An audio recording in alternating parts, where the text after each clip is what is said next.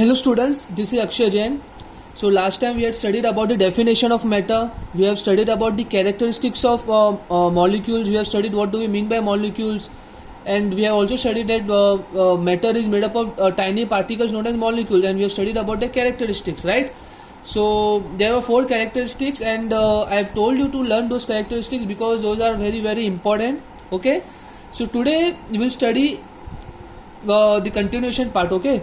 So now students, as I have told you that the definition of matter says that everything that exists in the universe is nothing but the matter.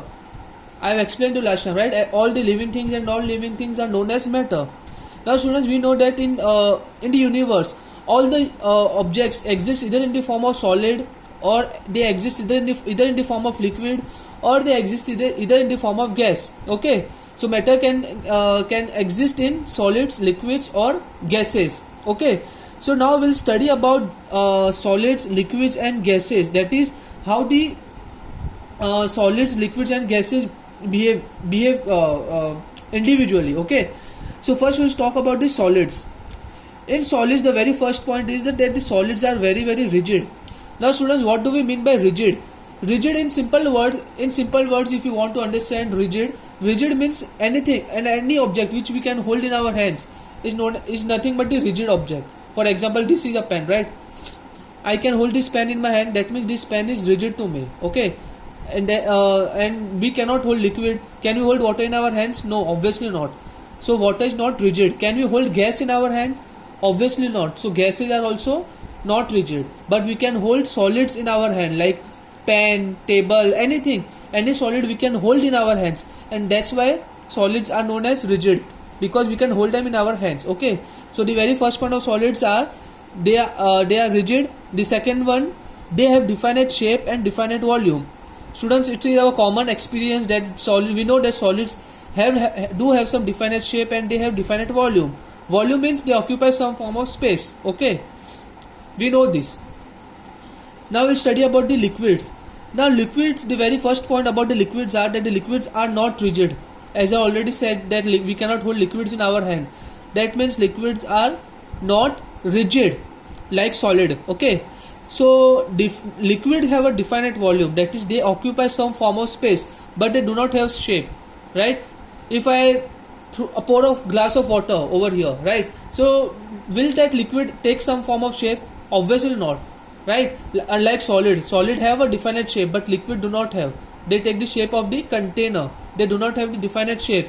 Yes, but they do have definite volume, that is they do occupy some form of space. Okay, now we'll study about the gases. Like liquids, gases are also not rigid because we cannot hold gases in our hand, right? So that means gases are also not rigid. Then the second characteristic is they have neither a definite shape nor definite volume. Yes students, it is our day-to-day experience that we know that gases do not have any kind of a volume. Okay, and either they do not have any kind of a shape. Okay, and they take the volume and shape of the container.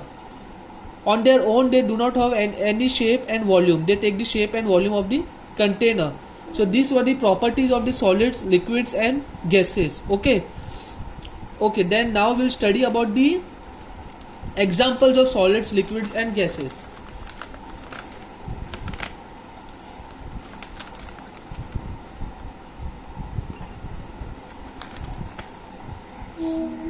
Students, now these are some examples of solids. Like for example, ice. We know that ice is a solid. Aluminium, plastic, wax, silver, calcium, iron, wood, gold. These are all the examples of solid. Okay, and liquid, like for example water, oil, chloroform, glycerin, nitric acid, alcohol, benzene, honey, Dettol. These are the examples of liquid. And gases, the most famous examples are the steam, air, chlorine, nitrogen, helium, oxygen, ammonia, hydrogen. So these are few examples of solids, liquids and gases, but there are many more students. Okay, now students will study about how the molecules are arranged in solids, liquids and gases. We know that matter is made up of solid, liquid and gas, and we also know that each matter, that is each solid, liquid and gas are made up of tiny particles known as molecules. Now how these molecules are arranged inside solid, liquid and gases, this we are going to study now, and this is known as the molecular model of solid, liquid and gas. Molecular model means how molecules are arranged in solids, how molecules are arranged in liquids and how molecules are arranged in gases and their properties. Okay, so the very first one comes here is the solid. We will first study about the molecular model of solid. Okay.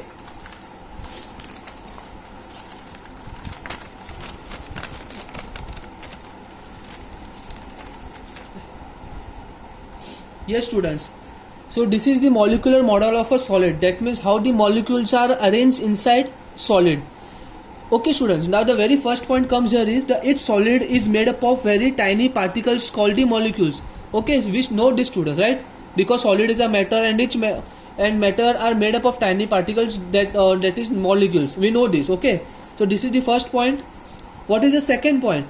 The separation between the two molecules in a solid is very very small. For example, see this.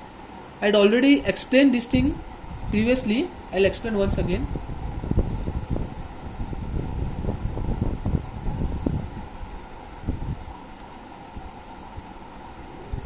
These are molecules, right?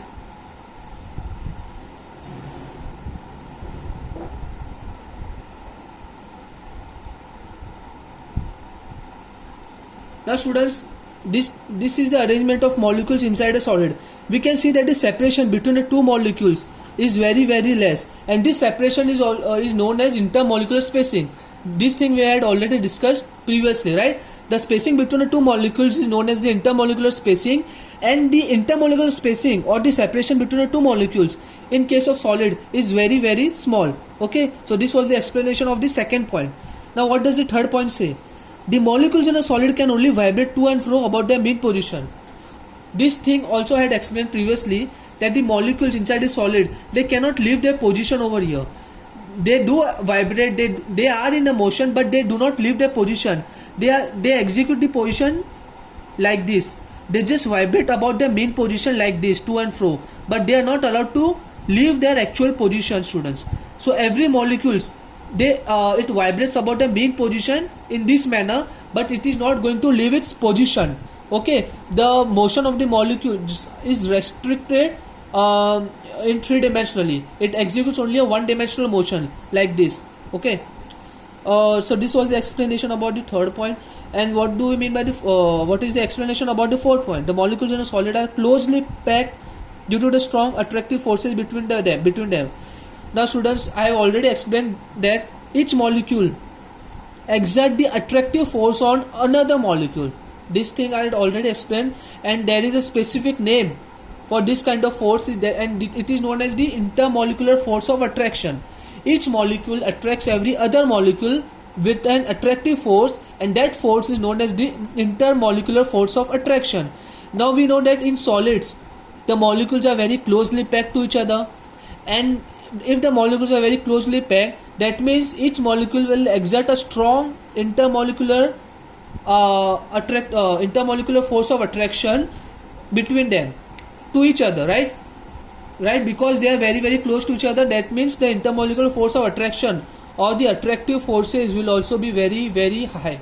Okay, so this was all about the molecular model of a solid, that is how molecules are arranged in a solid and their properties.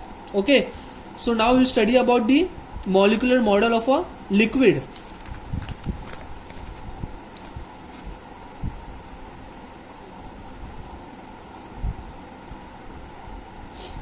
Like solids, liquid is also made up of very tiny particles called the molecules. Okay, so the first point is common in solid as well as for the liquids. Okay, now what is the second point? The intermolecular spacing in liquids is more than in solids.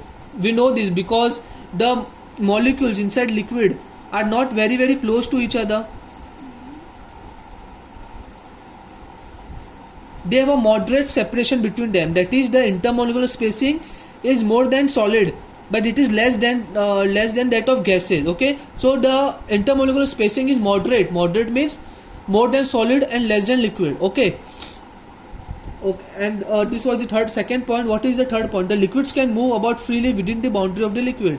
Students, like in solids, suppose I have a container over here, okay, and I had poured some volume of water in this container, okay. Now we know that the water is a liquid and it is made up of molecules, right? Now students, in liquid the molecules can change their position, unlike solid. In solids the molecules were not allowed to change their position, they were only vibrating about their mean position, right? But in liquids the molecules can change their position, but they are not allowed to leave the boundary of the liquid. They will only move within the boundary of the liquid. They cannot escape the boundary of the liquid. Like for example, these molecules cannot come over here because this is the boundary of the liquid, right? So the molecule cannot escape the boundary of the liquid. This is completely restricted in liquid. They can only move within the surface, within the boundary of the liquid. For example, this molecule can come over here, this molecule can come over here. They can move in this freely in the boundary of this surface, in the boundary of the liquid, but they are not allowed to come outside, okay. So this is about the motion of the molecules inside the liquid, okay. Now what is the fourth point?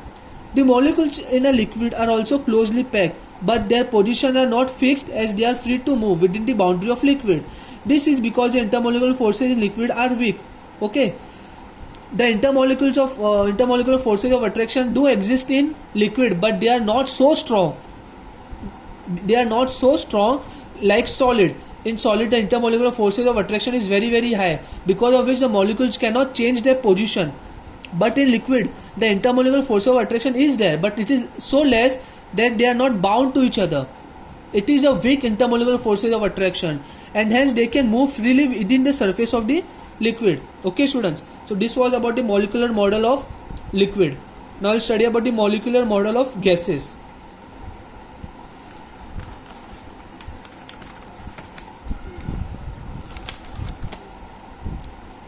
So here is the molecular model of gases. Like solids and liquids, each gas is made up of very tiny particles called the molecules. Now students, the first point is very, very common in solid, liquid and gas, okay, because the solid, liquid and gas, all three are made up of matter, and matter is made up of tiny particles called molecules. So the first point is common in all the three, okay. In gases, the separation between the molecules is quite large as compared to that in liquids and gases. Like in solids, the spacing, that is the intermolecular spacing, was very less. In liquid it was little more, but in gases it is maximum. Can you see here? Can you see the spacing here, over here? The intermolecular spacing, that is the separation between the two molecules, is very, very high in case of gases. So the intermolecular spacing is minimum in solids and it is maximum in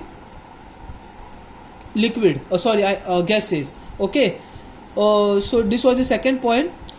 What is the third point? The molecules in a gas can move freely in space, okay students. So the molecules of a gas are allowed to move anywhere in space. They are not restricted. In solids the molecules were not allowed to move. In liquids they were allowed to move within the boundary of the liquid, and in gases they are allowed to move everywhere in space. There is no restriction of the motion of the molecules, okay. So what is the fourth point? The molecules in a gas are wide apart and the positions are not fixed because the intermolecular forces in them are very, very weak. Yes students, the intermolecular forces of attraction are very weak in case of gases because the separation, that is the distance between the two molecules is very high, and if the distance between the two molecules is very high, so it is obvious that the intermolecular force of attraction would also be low, because the intermolecular force of attraction becomes maximum when they are very close to each other. But here the intermolecular force of attraction would be negligible, or it is very, very minimum, because the distance, that is the separation between the two molecules, is very high, okay students. So keep one thing in mind, the intermolecular force of attraction is maximum in solid and it is minimum in gases, and the intermolecular spacing is maximum in gases and it is minimum in solid, okay students. So don't get confused between the intermolecular spacing and intermolecular force of attraction, or simply the attractive forces, okay. So this was the molecular model of solids, liquids and gases, and it is very, very important from the exam point of view, okay students. Now we'll study about the change of state. That is what do we mean by change of state. Now students, matter exists either in solid state or liquid state or gaseous state. Okay, now how can we change solid state into a liquid state or liquid state into a gaseous state, or from gas to solid, or how can I change the state of the substance? Okay, so this thing we'll study over here.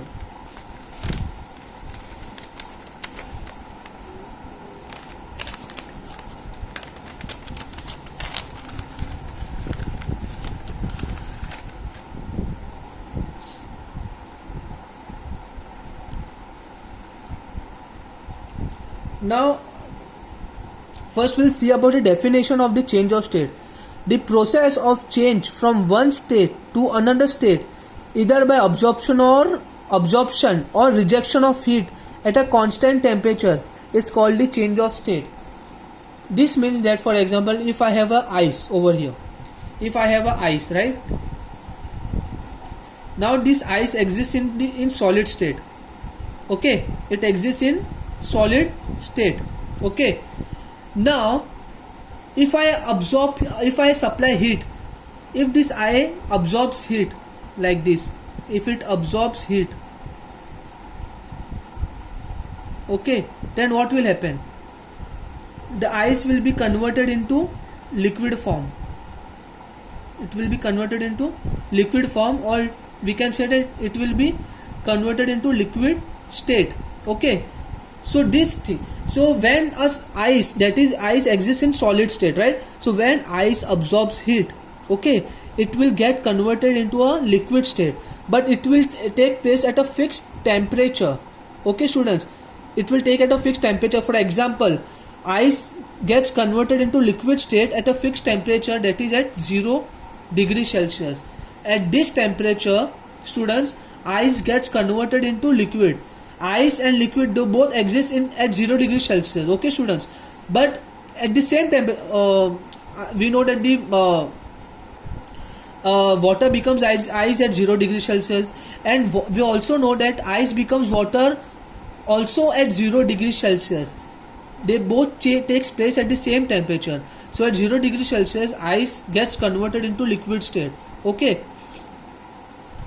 so this was the definition, that is the process of change from one state to another state, either by absorption. In this case, the heat is absorbed. Here the heat is not rejected, but the heat is absorbed over here. Okay, so the process of change from one state to another state, either by absorption or rejection of heat at a constant temperature. Okay, at 0 degrees Celsius, the ice is absorbing heat to get converted into a liquid state. Okay, that is at a constant temperature, and this process is known as the change of state.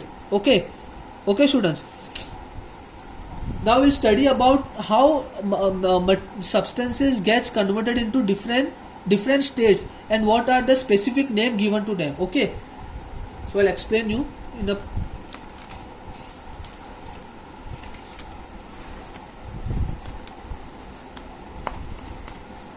for example, I have a solid over here. Okay students, the solid absorbs heat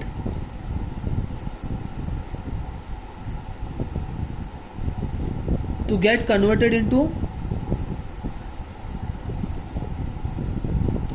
liquid. Okay students, and so the process when the solid state gets converted into liquid state, this process is known as melting. It is known as the melting. Okay students, when solid state gets converted into liquid state, this process is known as the melting. Okay, and the temperature, like I took the example of a ice. So ice was getting converted into liquid at a fixed temperature, that was 0 degrees Celsius. So that fixed temperature is called as the melting point of that substance.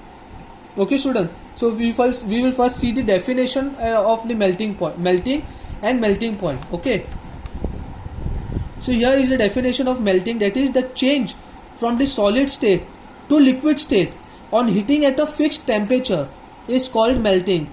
I took the example of ice. Ice gets converted into liquid. Okay, Okay, and at a fixed temperature, ice gets converted into liquid at a fixed temperature, that is 0 degrees Celsius. Okay, and this process of conversion of solid state into liquid state at a fixed temperature is known as melting. Okay, and the temperature at which the solid changes into liquid without further increase in temperature is called the melting point of the solid.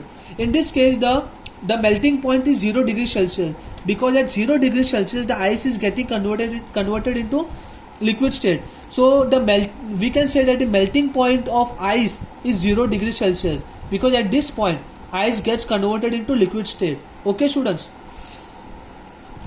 now we'll study about the when liquid further absorbs heat. When liquid further absorbs heat, it gets converted into gases. Okay, students, so when liquid state gets converted into gaseous state, okay, by absorbing heat, this process is known as vaporization. It is known as vaporization. Let's take the same example of ice and water. Okay, so now ice exists in the form of solid, water exists in the form of liquid. Okay, so when water absorbs heat, okay, so absorbs heat, it will get converted into steam, and this takes place at 100 degrees Celsius.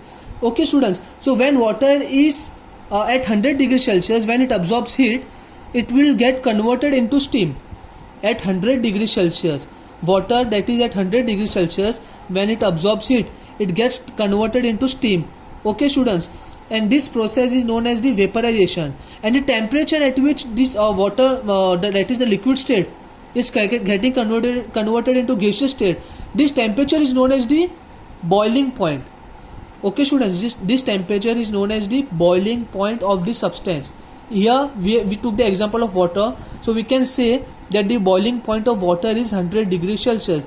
Okay, students, we'll see the definition of vaporization and boiling point.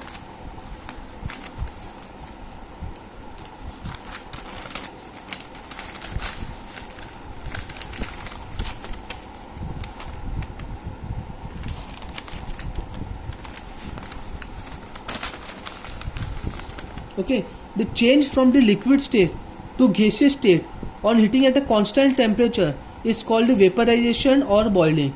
When liquid state changes into gaseous state, then that process is known as vaporization or boiling. And the temperature at which the liquid gets converted into vapor without further increase in temperature is called the boiling point. Okay, students, so we took the example of water and